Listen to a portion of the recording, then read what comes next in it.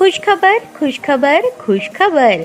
रिदान jewellers आणत आहे आपल्यासाठी लकी ड्रॉद्वारे सोन्याचे दागिने बक्षीस म्हणून मिळवण्याची अविश्वसनीय संधी.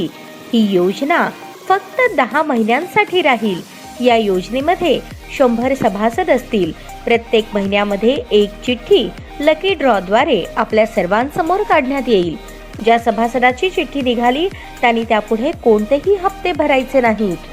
दरमहा 2000 रुपये भरा व लकी ड्रॉ मध्ये आपली चिठ्ठी निघाल्यास 20,000 रुपयांचे सोन्याचे दागिने बक्षीस म्हणून मिळवा. दरमहा 3000 रुपये भरा व लकी ड्रॉ मध्ये आपली चिठ्ठी निघाल्यास 30,000 रुपयांचे सोन्याचे दागिने बक्षीस म्हणून मिळवा. दरमहा 5,000 रुपये भरा आणि लकी ड्रॉ मध्ये आपली चिठ्ठी निघाल्यास 50,000 रुपयांचे सोन्याचे दागिने बक्षीस म्हणून मिळवा. दरमहा 10,000 रुपये भरा व लकी ड्रॉ मध्ये आपली चिठ्ठी निघाल्यास 1,00,000 रुपयांचे सोन्याचे दागिने बक्षीस म्हणून मिळवा. सर्व दागिने 20 व 22 कॅरेट शुद्धतेच्या हमीचे व हॉलमार्क शिक्क्यासहित देण्यात येतील. आजच आपली नाव नोंदणी करून लाभ मिळवा. आमचा पत्ता रिदान ज्वेलर्स, चांदणी चौक, फॉरेस्ट, सोलापूर. संपर्क शाबाज हुंडेकरी 86 248 780 06. जाकीर शेख 74 99 10 12 86. नियम व अटी लागू.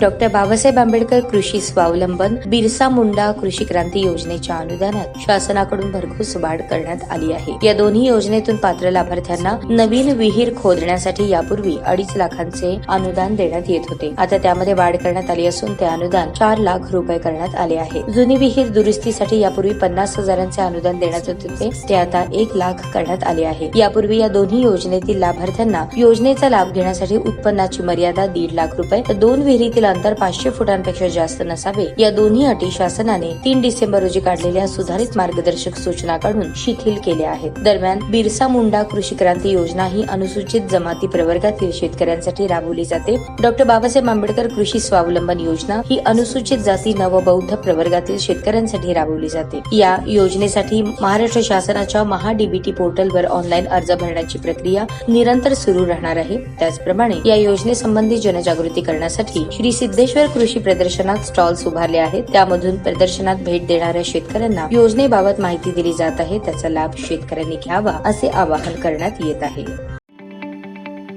ताज्या बातम्या पाहण्यासाठी प्राईम महाराष्ट्र न्यूज चॅनलला सबस्क्राईब करा.